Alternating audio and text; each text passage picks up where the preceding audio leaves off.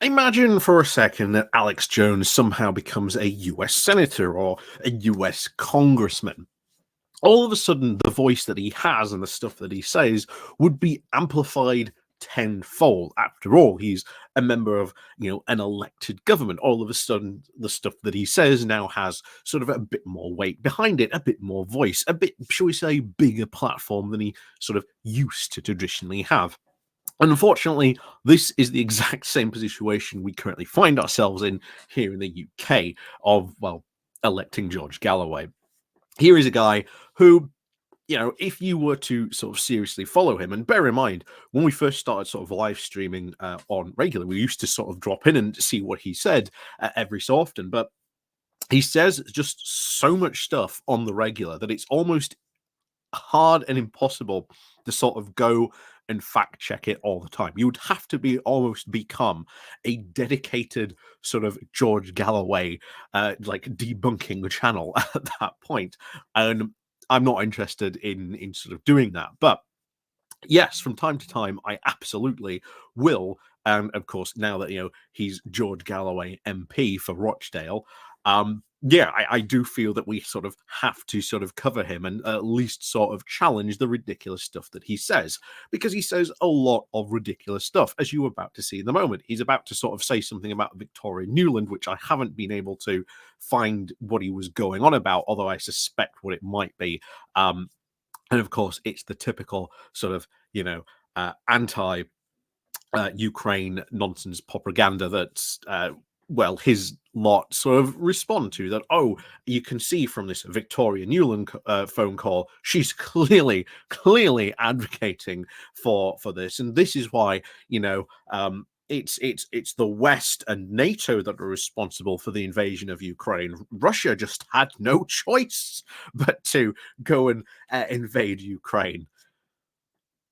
But we'll see more about that in a moment. But before we do go on getting to this and George Galloway's latest nonsense that he's spouted about apparently the UK now being involved in the terror attacks that happened on Moscow, please do remember to click on the like, share, and subscribe button. And of course, down below there are links to my Patreon page, the foundation link called Buy Me Coffee, where you can buy me coffee, the YouTube thank you button, and of course, there's the Pony Club as well down below too. You can also click the like and share button. And of course, I would love to hear your George Galloway fans what you think. I know you like to make yourselves very vocal, but do please comment. It's lovely for the algorithm, so please do give a comment down below. So let's. Oh, and should you one of you love to have a chat with me about this, I like talking to people. I want to have conversations, but I won't be nice, to be honest with you. Um, I will not have my kid gloves on. I will not play nice. I'm just going to warn you now, should you like to have that conversation. But, if you want to have that conversation, please do feel to get in touch. So, as always, please, please do keep on circulating links, etc. It always helps out the channel. So, as always, let's crack on into this because it just highlights this, and it was inevitable. It really was absolutely inevitable. Sooner or later, Galloway would open his big, stupid mouth and say something. I'm surprised it took this long, to be honest, but hey, there you go. So this comes to the Independent is covering this as well. George Galloway accuses the UK of being involved in Moscow terror attack. He provides no evidence, of course, of this. He just says it, apparently. So, you're just going to believe Galloway on this, apparently. And, Galloway is not right in this. Congratulations. He was right about Iraq. So was Charles Kennedy, leader of the Liberal Democrats at the time. And a number of other people were as well. Does not excuse the other stuff that Galloway happens to say, especially in and around Syria and other numerous areas of things that he says. But anyway, we'll focus on this for the moment. So, the newly elected MP George Galloway has now accused the UK of being involved in last week's Moscow terror attack, in comments now seized upon by a Kremlin-linked newspaper. What a surprise! Of course, this was bound to happen. This is one of the things why you do not want people like this sort of being elected to office, because you get people like, the Kremlin, they get to sort of seize on those comments and they go, aha, see, look what's going on, look what's being said by a UK MP. So it plays right into the Kremlin's hands on this as well. So the Rochdale MP accused the US and the UK of lying about the involvement of ISIS in the attack, which killed 139 people and around over 360 injured, in his talk show on YouTube. In just a month after his return to the Parliament, described as, quote, the dark day for the British Jewish community, Mr. Galloway espoused conspiracy theories about the Princess of Wales being dead and the... well, she's clearly not, considering the fact that, we have that video of her and there are photos as well of her appearing recently. Yeah, totally tense. And of course, he likened Israel to Nazi Germany. What a surprise. MPs, of course, criticised his latest intervention as completely irresponsible, reckless, and playing straight into the Kremlin's hands. The Foreign Secretary David Cameron also described his claims that the West and Ukraine were involved in the Caucasus City Hall attack as complete, utter nonsense in a post on Twitter. In the recent episode of his YouTube chat show, Mr. Galloway said, quote, when the US, UK, and others quickly tried to assure me that it was only ISIS, banned in the Russian Federation, that committed this massacre in Moscow, I automatically realized that they were lying. Again, this is just a clear example of someone who is just sort of so anti-America brain, so anti-West. We can come out with very clear evidence that it was, ISIS-K. You can even have the commanders of ISIS-K coming out and saying, yes, we did it. We are responsible for the attack. But, oh, not according to Galloway. That's just all clearly smoke and mirrors. And I don't know if this was added by the paper or not, banned in the Russian Federation, but I'll have to see if it was not. Maybe we'll have to sort of watch the video. But yeah, that's apparently how you could just stop a terrorist attack. Just ban a terrorist organization. That's how you stop terrorism. You're barred, ISIS. Sorry, no terrorist attack for you today. But no, I think that was added by the newspaper. But if Galloway actually said that, then sorry, what a moron. But it would not shock me if he did say that. Anyway, he continues. And this is what I discovered. Again, Galloway are making shocking discoveries. First of all, no one has explained the unannounced visit of former President Barack Obama to meet British politicians and security officials in Downing Street 3 days before this terrorist crime was committed. Remember, to conspiracy theorists, there are no conveniences. There are no conveniences. There are no coincidences at all. And again, that did happen. It is actually fully explained. Obama popped in because he was doing sort of the rounds. Just happened to be there. It's hardly evidence for, again, UK-US involvement in being committed in this attack. But there you go. Anyway, he continues. Further researching, and of course, Galloway doing his researching, highly laughable.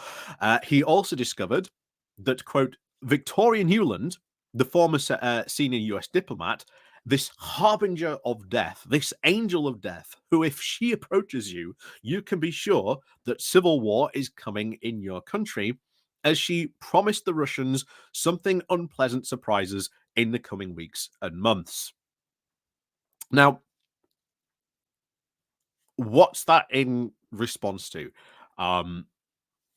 What exactly? Victoria Newland, again, former US diplomat. Once again, hardly any clear-cut evidence that the US and America and the UK were involved in this.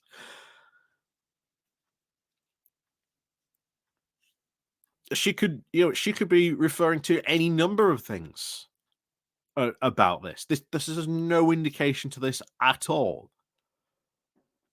But there you go. Anyway, His comments were also very quickly picked up by the Rossiya Gazeta, a newspaper published by the Russian government, which cited him as an expert discussing the attack. Bear in mind, Galloway has had numerous appearances on Russian state television, and this is what they use him for. They use him to back up Kremlin propaganda. Here's our expert on this. Again, not surprising that he was used in that way, because that's the mouthpiece he's been used before on this. So Mr. Galloway said that, quote, 4 pieces of evidence had led me to believe that the United States and its NATO allies and their puppet rump state Ukraine are in fact responsible for this massacre. Again, there is no evidence at all that Ukraine is responsible. This is Putin and the rest of them trying desperately to try and say that it was Ukraine somehow responsible for this attack. There is no evidence to suggest that Ukraine was responsible for this attack. But if Galloway wants to try and parrot, Russian propaganda, then I would love to hear from his wonderful audience following why that is the case. And I'm sure we'll be discussing. If you want to come on and sort of discuss these 4 pieces of evidence, then let's discuss them by all means. Anyway, Mr. Galloway told the Independent he had never even heard of the Gazette before. So the new MPs also reported comments do align with the Russian President Vladimir Putin's spurious claims that Ukraine is somehow responsible for the attack, despite there being no evidence to suggest this. Western analysts have also warned that Putin has a history of using terrorist attacks to justify wars of aggression, and is likely planning to do the same for the latest Moscow incident.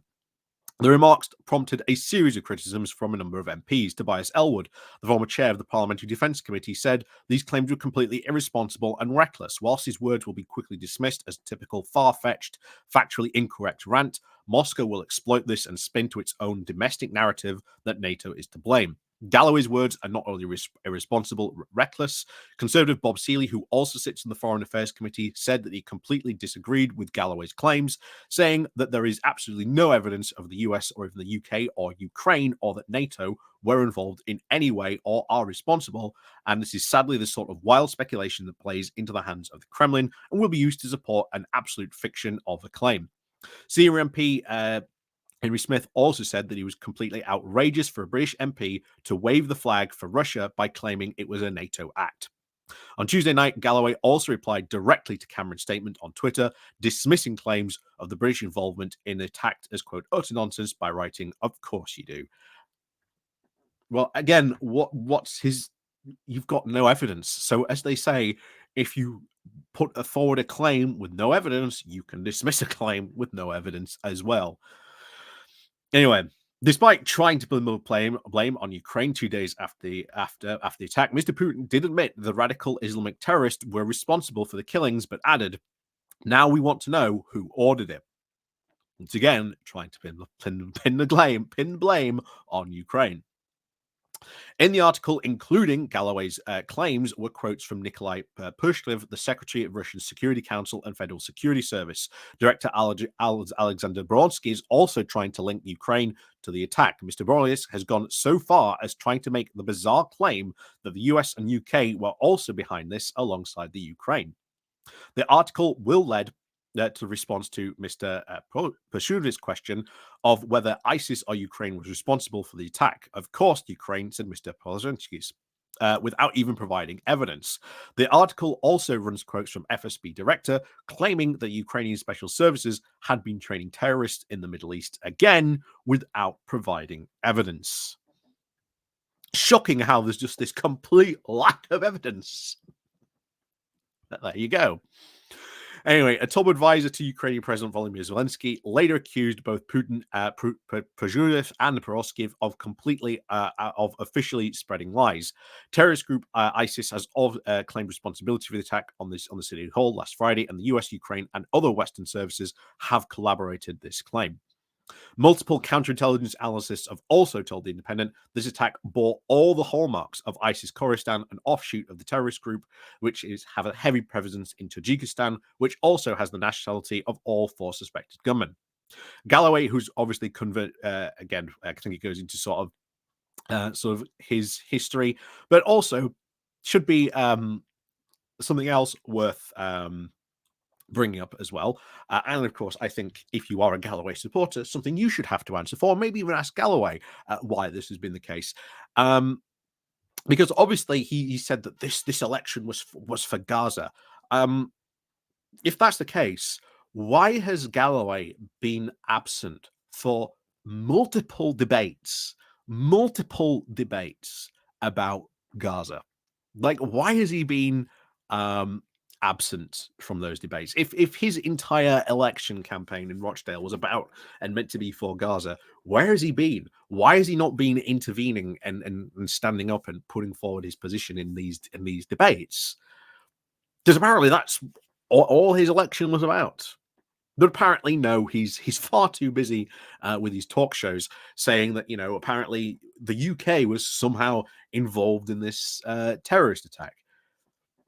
Again, with absolutely zero evidence to the case. And I think he should absolutely be challenged on that. And I think as someone who is an MP, should even more be called out for this. Because if he wasn't MP, I wouldn't be covering this. Now that he is an MP and he has that platform and there is that sort of, thing, that sheen, you can see, as was said there, quoted as an expert source to fulfill the Putin Russian narrative that somehow they are at war with NATO and that they are at war with Ukraine, fully building up the continuing sense that they are interested in attacking sort of, a NATO country.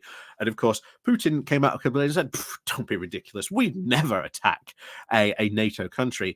Bear in mind, this is the exact same person who said he would never attack Chechnya, never attack Georgia, and of course, never attack Ukraine, even saying it was up to Ukraine if they wanted to join NATO or do the European Ascension initiative that they were going to do. Apparently not. Once again, you can't really trust Putin when he says stuff like that because he goes and breaks those promises every single time. So, hey, if you're, a Galloway supporter, feel free to get in contact with me. I think that might be a completely fun off the rails conversation, but I would love to see him try to justify these four pieces of evidence to try to say that yes, the UK is somehow responsible for this. But as always, we'll see you all next time.